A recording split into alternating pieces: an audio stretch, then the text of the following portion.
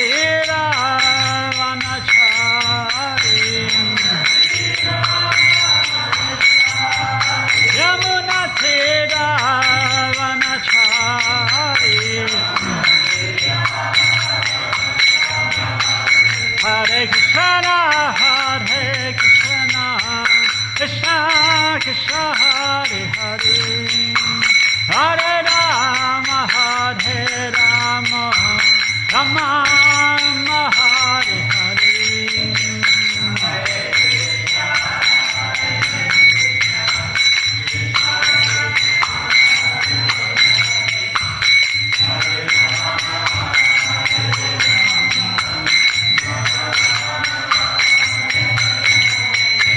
Hare Krishna, Hare Krishna, Krishna Krishna, Hare Hare, Hare Rama, Hare Rama, Rama Rama, Hare Hare.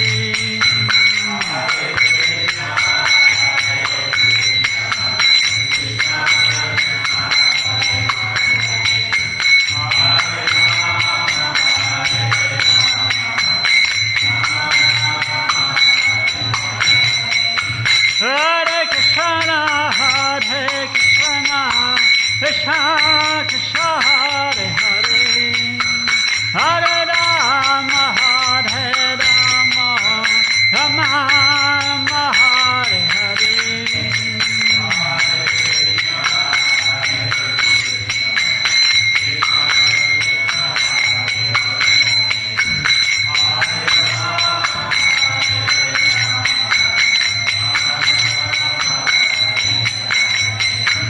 Jaya Prabhupada, Prabhupada, Prabhupada, Jaya Prabhupada.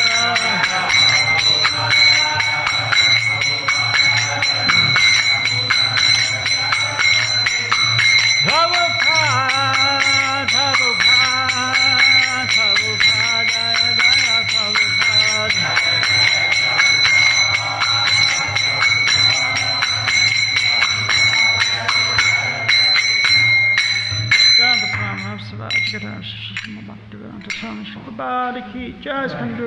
Jai Srimad Bhagavatam ki jai, Guru Pamanandi, O Gosam Devotees, O Gosam Devotees, O Gosam Devotees, O Gosam Shigun Shiganga.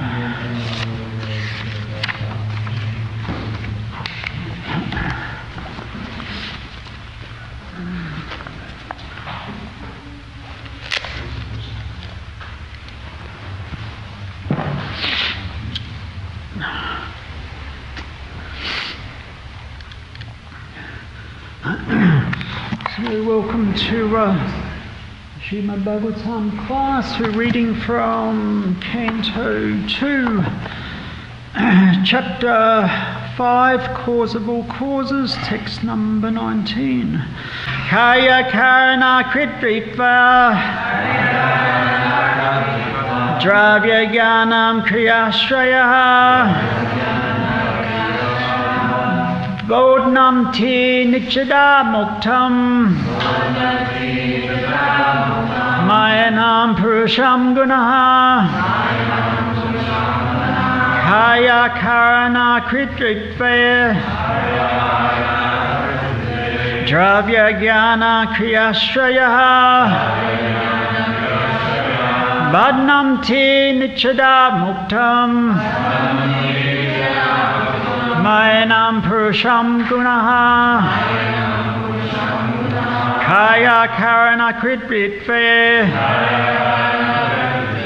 Dravya gyanam kriyashraya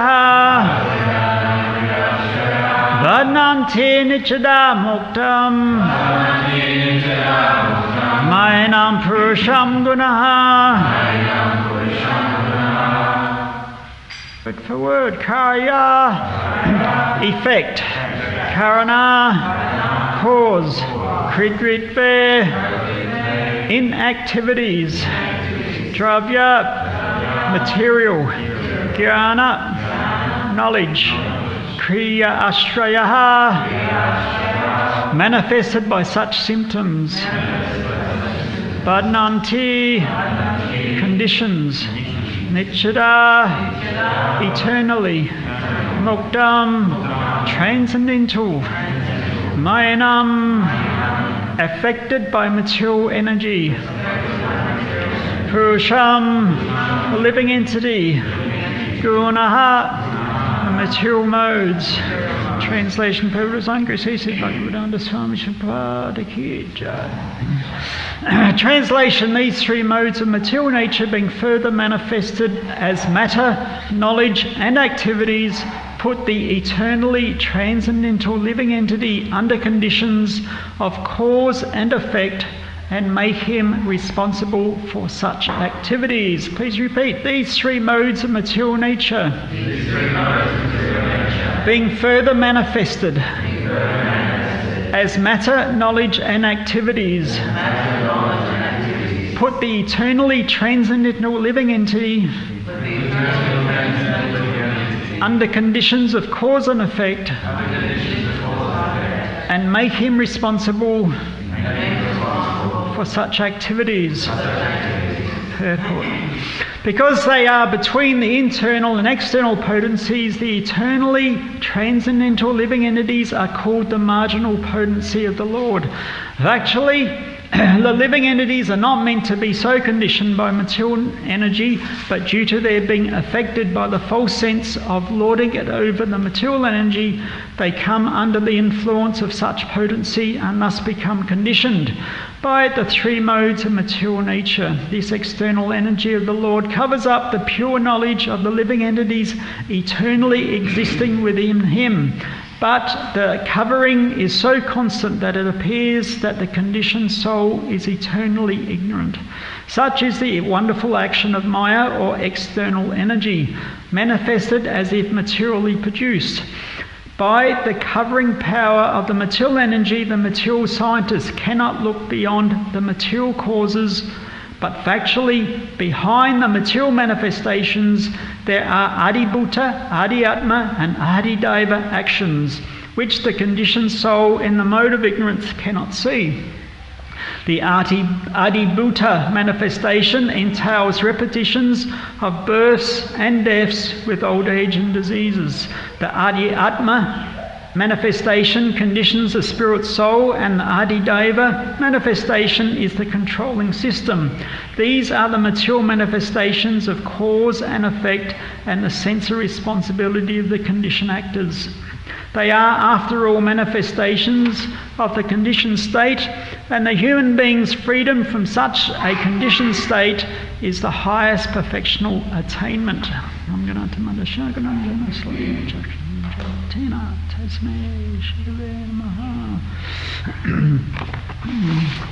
So it's a very technical subject matter we're dealing in. Of course, it's the creation of the universe and who's ultimately behind it. So it's not a simple thing to understand. This is why Prabhupada quite often criticises some people who want to recite the Bhagavad Gita, the Srimad Bhagavatam, go straight to the 10th canto and just hear about Krishna Leela with the gopis, etc. But first we need to get a grounding and understanding of the whole cosmic manifestation, which ultimately is Krishna's creation. We heard in the previous verse that the Supreme Lord is pure spiritual form and completely transcendental, but for the sake of creation of the material world, he accepts the material energy in the forms of the material modes of nature, goodness, passion, and ignorance. And so it's further expanded here. Of course, this is Lord Brahma speaking to Narada Muni. Lord Brahma, he goes on to explain that these three modes of material nature, and Krishna in Bhagavad Gita, he says that Devi Shagunamaya Mamama Dharataya, that these three, this divine energy of mind consisting of the three modes of material nature. So this, we understand as material nature is not separate from Krishna. He explains himself that this is my divine energy, Deva Esha Gunamai, that this is my divine energy, but it's made up of the three modes of material nature. And these three modes further manifest as a matter, knowledge and activities, and put the living entity under the conditions of cause and effect and make him responsible for such activities. And as the chapter goes on more and more, it's expanded. But as I said, it's a very technical topic to try to understand. I mean, if you hear the scientists, material scientists' theories about how the whole universe is created, it's a very technical, I mean, you know, it's a lot of speculation there, but very technical understanding. So Krishna also, how everything is created and expanded and how everything works. It's very difficult to understand everything. And indeed, Sukadeva Goswami tells Maharaj Parikshit that even if you have a lifetime of Lord Brahma, still you won't be able to understand how the whole universe is working. But anyway, with our tiny sort of intelligence, we can try to understand something. But the main point is that we can take away that everything is going on under the guidance and the influence of Krishna through his different expansions and energies, representatives, etc. So this material energy, so Krishna has unlimited energies, but the three primary energies that we can understand, we're hearing here the material nature, of which we as the living entities are part of. The technical name is Tatastha Shakti. So marginal energy. So marginal means, sometimes the analogy is given that the marginal point of a beach is just where the waves are coming and going on the beach. Sometimes that area is covered by water and sometimes it's exposed. It's uncovered by water, so a marginal area. So that's who we are. Sometimes we're under the influence of the material, sometimes under the influence of the spiritual. Whilst we're innately spiritual by nature, we have the propensity to become under the influence of the material energy. And all the concomitant factors and influences that come with that, such as in this verse says, under conditions of cause and effect, and make him responsible for such activity. So cause and effect is karma. So a liberated state, there is no karma for the jiva, but in the conditioned state there's cause and effect. Every activity we're performing, there's some karma being created. And also responsible for such activities, that we are accountable for activities. That's the part of the karmic understanding, that we can't do anything and everything and expect there to be no reaction.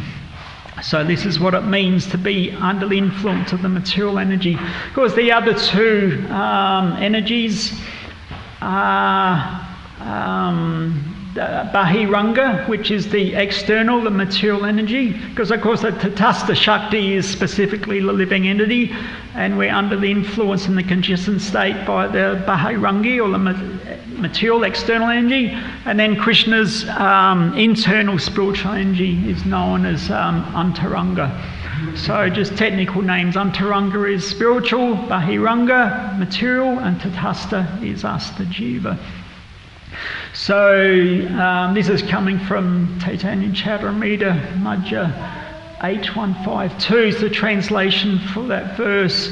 Antaranga Bahiranga Tatastha Kahiyaha Antaranga Srapa Shakti Sabala Upara. In other words, these are all potencies of God, internal, external and marginal, but the internal potency is the Lord's personal energy and stands over the other two. So when we talk about karma and free will, it's very complicated to try to understand how it's all working. And it's an age-old debate about free will and predetermination, how it's all going on. One way to understand it is it's a long-running debate, also nature versus nurture. So in the psychology schools, going back maybe 100, 150 years or so, they would be debating as people are born and grow up, what's the main influence? Are we born to a particular nature, or according to our environment do we become? Like if a person grows up to be a criminal, is that because they're born a criminal, or due to the environment and influences as they're growing up, do they become a criminal? So arguments like that. So is it nature versus nurture? So what's the main influence? And so previously there were two opposite camps, nature and nurture. But through so much,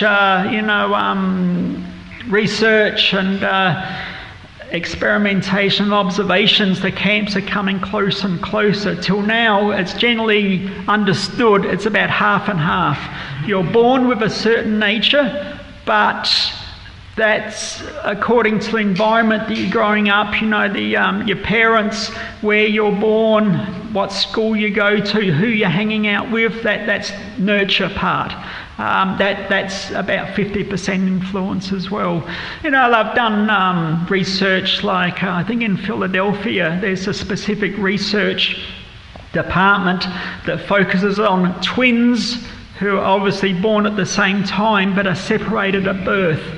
And they study both people and see, because obviously you could imagine their nature is about the same. They're born about the same time, but they're growing up different. So the nurturing is going to be different. And so different things like that, and they've analysed. But they say it's about 50-50, nature versus nurture is about 50-50. So applying that to the free will and predetermination understanding. So the nature part of it is the predetermination. We're born with a particular karma from our past life.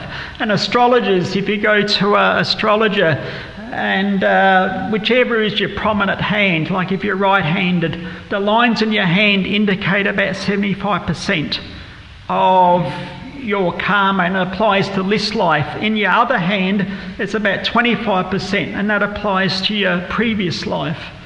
So, a skilled palmist might look at both hands, but basically looking at the dominant hand, which is more or less the karma for this particular life. So you're born with a particular karma or predetermination, but when that karmic reactions comes to you from that previous life, how you deal with that's the free will part. In other words, that's the nurturing or the free will. So if something bad happens, how you deal with it, that's the free will. That's already predetermined that's going to happen. You can't change that because you can't change the law of nature, the law of karma. But how you deal with that is the free will part. If you just tolerate the difficulties that come to you, then you can get out of that particular karmic cycle. But if you respond with that in a negative way, you're just accruing new karma. Again and again, just getting caught up more and more into the web of karma.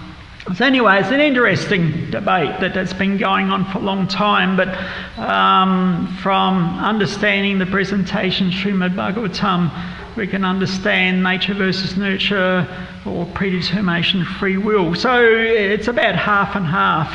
Our karma is coming to us, how we deal with it is the free will.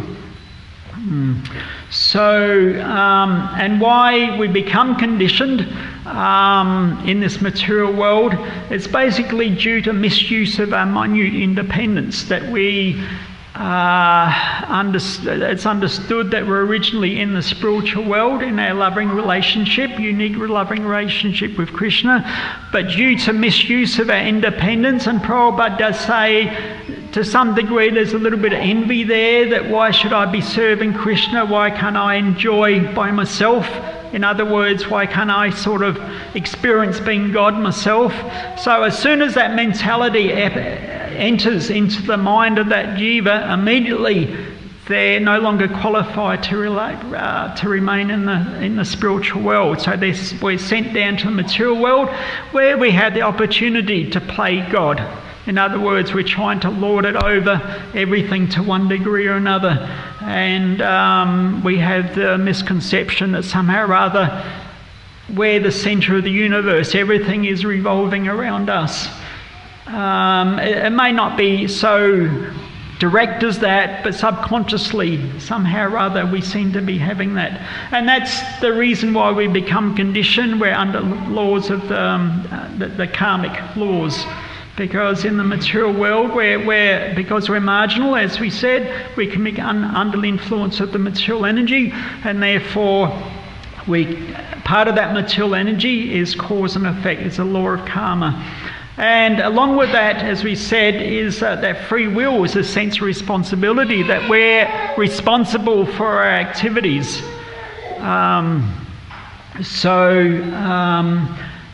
Along with that free will comes intelligence, and Prabhupada gave a very simple definition of intelligence, meaning the ability to discriminate. So intelligence means being able to discriminate between right and wrong. Of course, everybody's right and wrong is going to be different to a certain extent. Somebody who makes a business out of robbing banks thinks that's good. Society owes me. I've had such a bad life, but society owes me, so if I just help myself to other people's money, what's the matter? The mind justifies that. If we really want to understand what's right and wrong, we have to go to a higher source. Otherwise, it's going to be relative right and wrong according to individuals' opinion. But nevertheless, the ability to discriminate is part and parcel of having free will.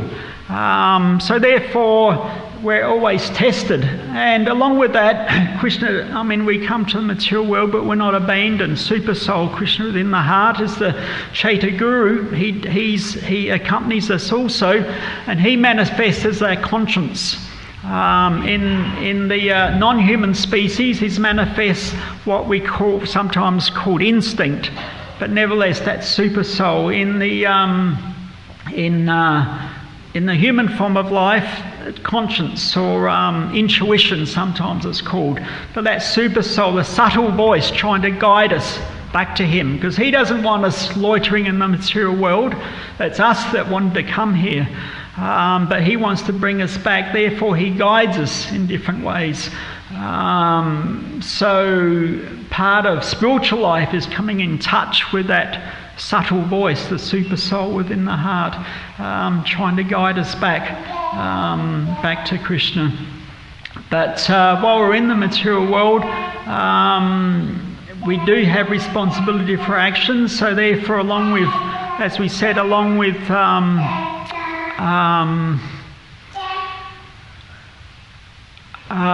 discrimination, ability to discriminate, we have Guru Sadhu Sastra, spiritual master, revealed scriptures, saintly persons that can guide us in the proper direction if we choose to accept that guidance. The majority in the material world we're trying to enjoy, and we're not really looking at some sort of higher spiritual guidance. But it's understood that if due to causeless mercy of Krishna, somehow or other, we're engaged in some sort of pious activities, whether it's just helping people across the road, we're giving money in charity, it's material, mundane charity, pious activities, but nevertheless, the influence of that slowly builds up within the heart. And as we become slowly purified over many lifetimes, we have what's called Haladini Shakti, personified as Srimati Radharani. She's the devotional energy of Krishna, but as we become purified, she slowly manifests in the heart. And at a certain point, this is performing pious activity unknowingly, Sanskrit word agata sakriti, unknowingly performing pious activity.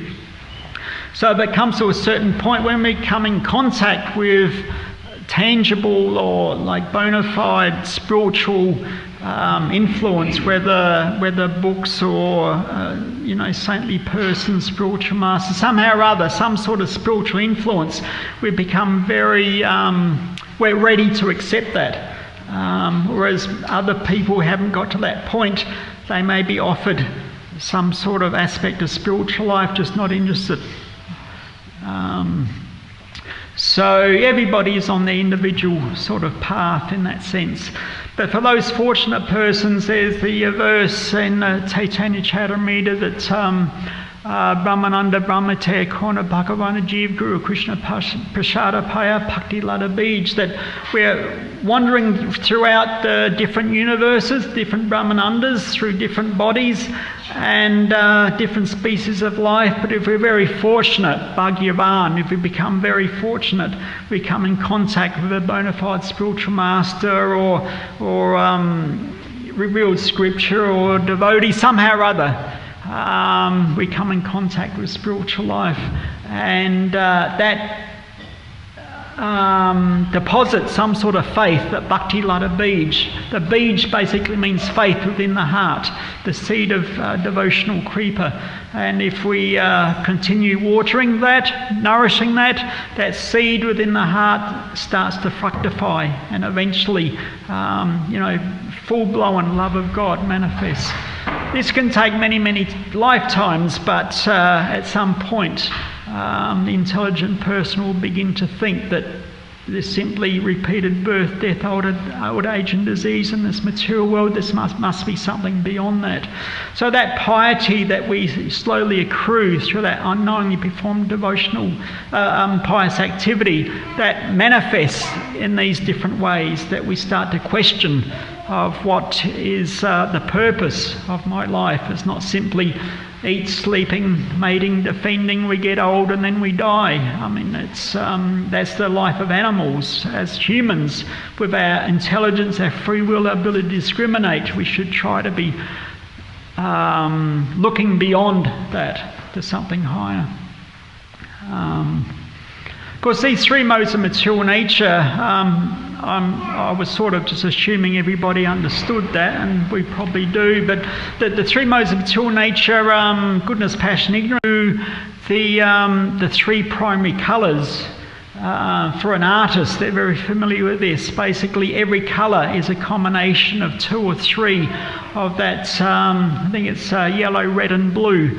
Every other colour is possible from a combination of those. So similarly, we're born with under a particular set of modes, goodness, passion, ignorance. Not generally, it's a pure mode. We're not purely goodness or purely passion or purely ignorance. It's always a mixture, and it can change. In the early morning, we can, generally it's predominantly goodness, and as the day progresses, becomes passion. At night time, it's ignorance. So, and also you can come into a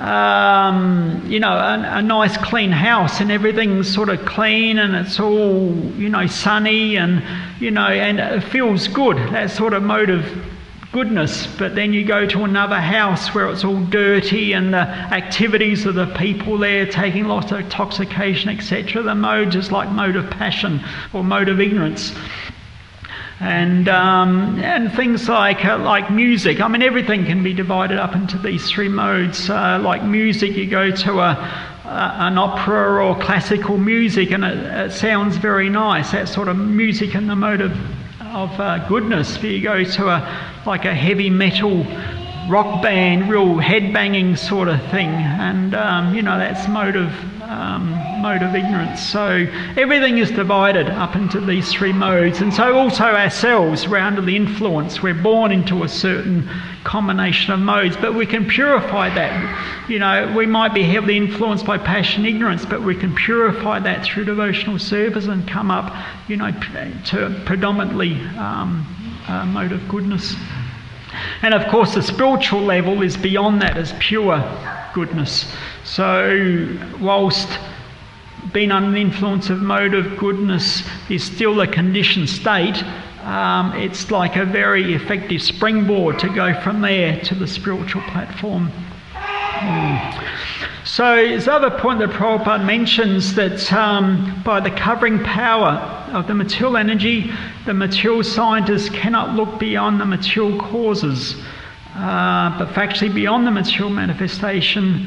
Anyway, he goes on, but the point that material scientists, the modern science is basically based on empiric evidence.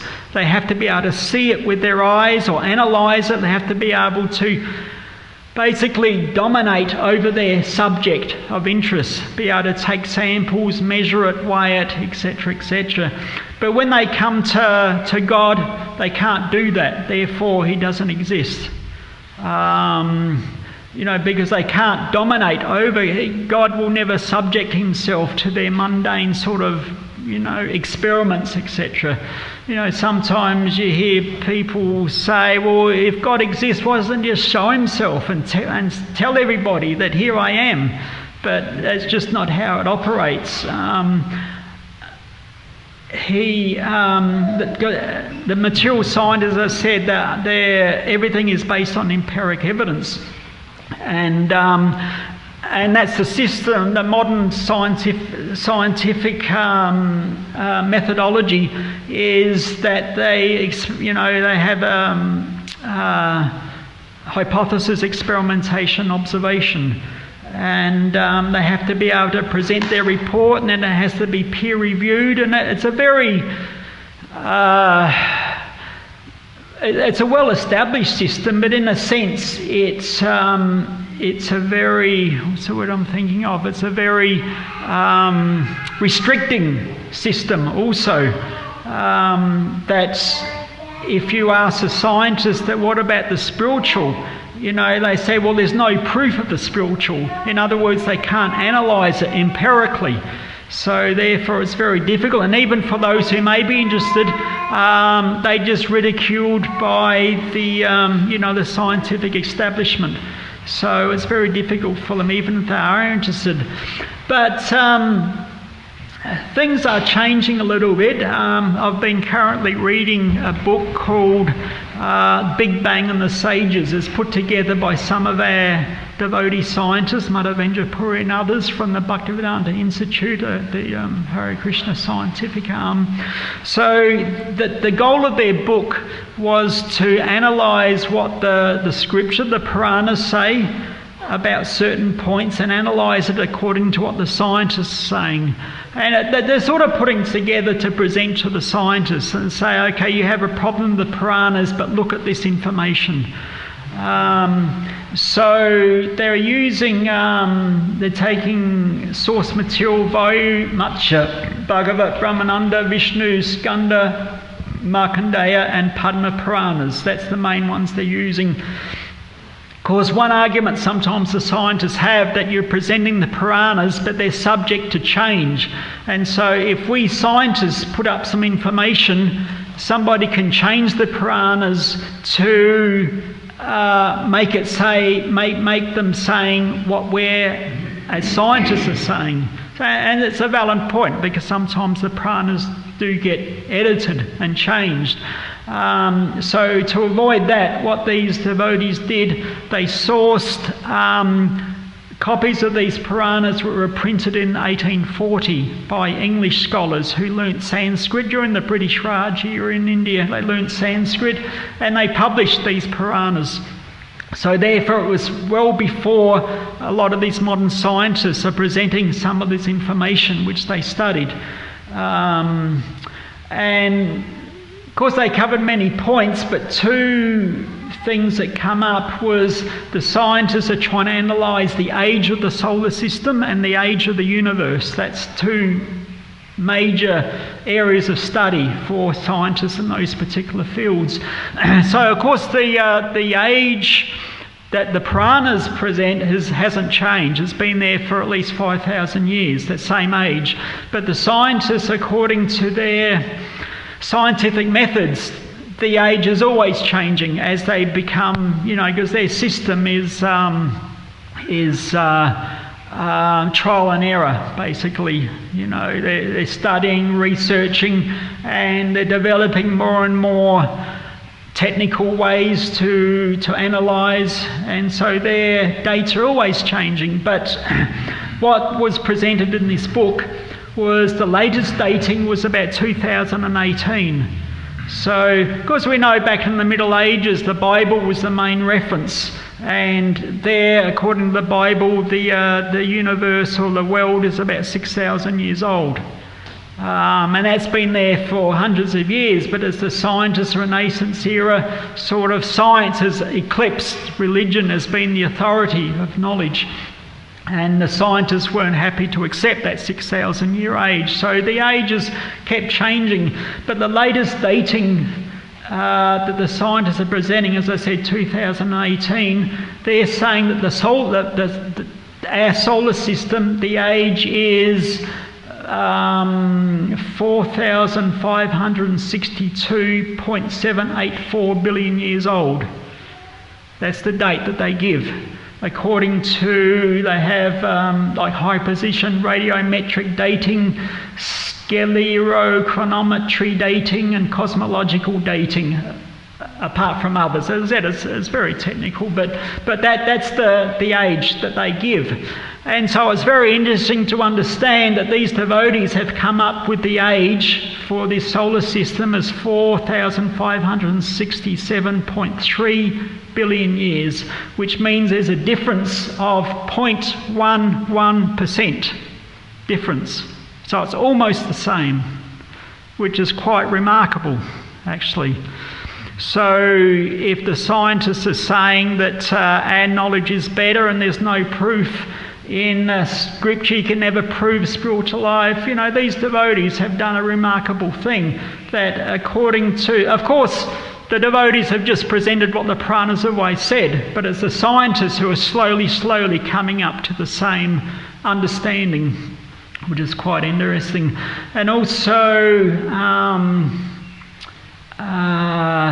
the age of the universe through the same period, because of course you might think, well, the solar system universe should be the same, you know, more or less the creation happened, whether it's the Big Bang or Krishna created, it should be about the same. But we understand that at the end of every life of Lord Brahma, who we're hearing from here, so his life goes, his one day is 1,000 Chaita Yugas. So we have the 4 Yugas, Satya, Treta, Dwapara and Kali.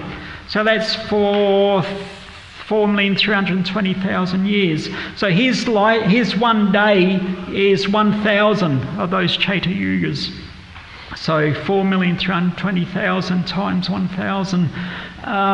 So at the end of his day, he enters into what we can understand is his night time, and at that point there's a partial devastation of the universe, which goes up to the what we call the Swarga Loka, which is just above the earthly realm, and then there's another creation. So therefore, because of that understanding, the solar system is going to be younger than the universe. So anyway, it's, as I said, it's a technical understanding. So anyway, for the last 150 years or so, the scientists have been trying to work out how old is the universe. So once again, science has come up with the date just in the last 20 years or so, 13,801 billion years that the universe has been, this particular universe.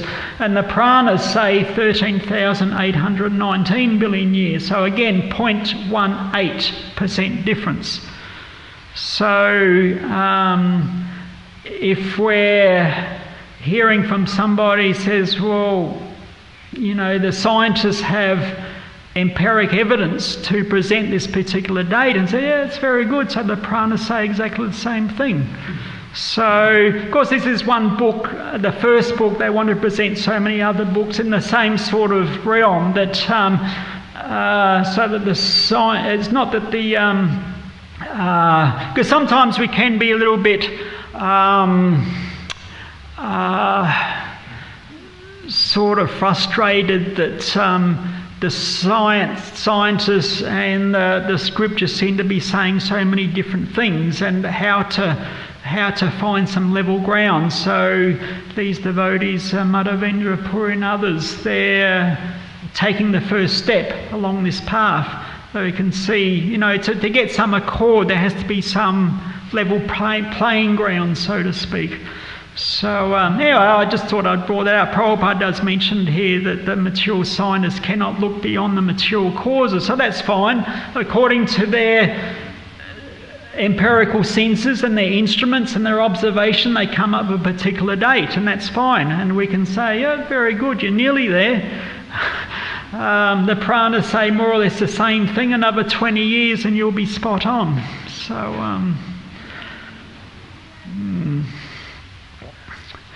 But Prabhupada also mentions that unless you are developing love of Krishna through devotional service, there is a curtain of Maya.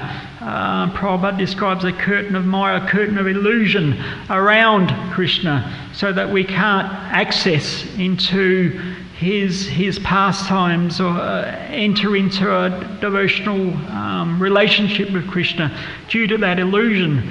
Because the different points that I mentioned here, that we become conditioned by the three modes, trying to lord it over material energy and getting caught up in the web of karma due to cause and effect, and being irresponsible with the free will and the and other influences. So we're caught up with that sort of, in that conditioned state, and not being able to see beyond this material realm. But as soon as we take up devotional service, immediately that curtain starts to dissipate, and we can enter into and develop a loving relationship with Krishna. So, hope that hasn't been over your head too much. As I said, it's a technical understanding. Creation is always technical. Any technical subject matter, it can be difficult for the layman, but Prabhupada is quite expert, at least to some degree, presenting it for, persons who today, might not have so much technical understanding of spiritual realm, but at least through his purports he's trying to give a more simple understanding of how the whole cosmic manifestation is going on. So thank you very much for waiting there. If there's any questions or comments, I'll just read the verse again. These three modes of material nature, being further manifested as matter, knowledge and activities, put the eternally transcendental living entity under conditions of cause and effect and make him responsible for such activities. KK Prabhu.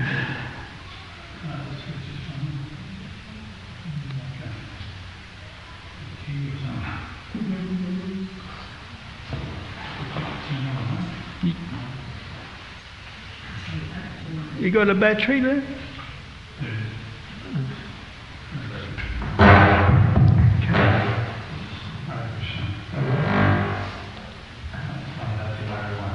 Thank you very much for your class. That was very, very interesting.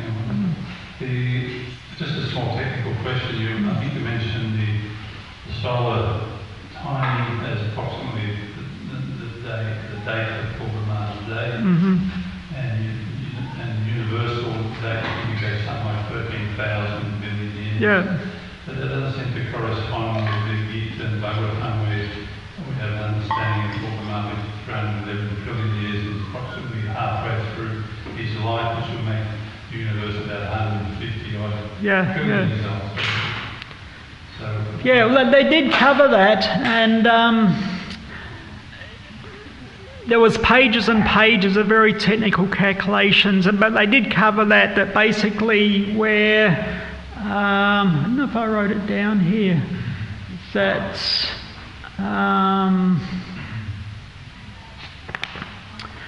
so our present position is that we're in the 28th Kali Yuga of the 7th Manvantara, the present Manu. So this current day of Lord Brahma is 28th Yuga cycle. So we can sort of understand where we are in the present day of Lord Brahma, but they did calculate that more or less he's about just over 50 years old, Lord Brahma. And I'm trying to understand, because I understand the point you made that 13 billion, but it's not, should be about 150 trillion. And I'm trying to, there was dates like that, but maybe I've misunderstood the details, but the main point I'm presenting is, at least here, that the calculation that the scientists and the pranas are giving, there's only 0.1 something % difference. So maybe I had to revise and understand the whole subject matter myself, but you are right, he's about middle age, like just over 50 years old, and they do mention that as well. Yeah, but I mean, it is technical. Try to understand the proper dating. Yes.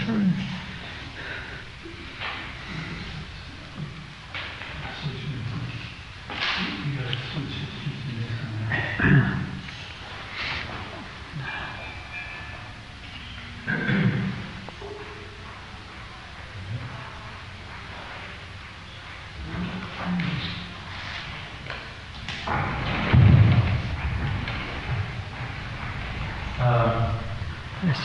Perhaps they were saying that the modern day scientists are very similar in the calculations to the age of the universe, galaxy. Possibly a lot of them have been reading Prabhupada's books, because I also heard that a lot of the modern day films coming out of Hollywood, a lot of things, they have a lot of things on karma, reincarnation, the soul, vegetarianism, because there's been so much book distribution, places like LA, a lot of them are being influenced, so maybe same with the scientists. Yeah, it could be. I mean, apparently the producer of Avatar film, they made all those persons blue because the influence of devotees, Krishna's blue, so let's them make these people blue also. That was from devotees. So, yeah, no, it's true.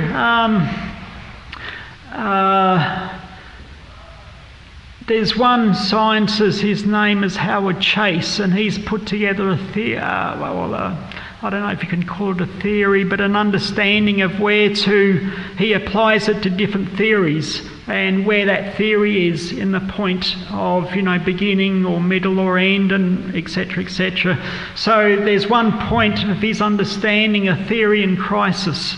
It means that the theory has been existing for X amount of years, but there's more and more unanswered questions that theory doesn't cover. So he says at that point that becomes a theory in crisis because it's just not working. So according to his understanding, the Big Bang Theory is currently a theory in crisis. It's just not working. According to all their calculations with that theory, and then based on universal observations, it just doesn't compute, and that's happening more and more. So his prediction is another 20 years or so, Big Bang Theory isn't going to be the predominant theory anymore, according to his, view of that. So, of course, there's always a predominant theory that comes up, and it doesn't mean that the next one is going to be any less materialistic. But nevertheless, these theories come and go, So, some people, they're just such die-hard big bangers, they just can't conceive that anything else could be true. But you just look at history, it's always changing. So anyway, it's interesting that he says it's a theory in crisis, it's on its way out. So hopefully the next one is, as you say, influence of book distribution, etc., and maybe a little bit closer to the pranic understanding. Okay, thank you very much. Srila Prabhupada ki jai.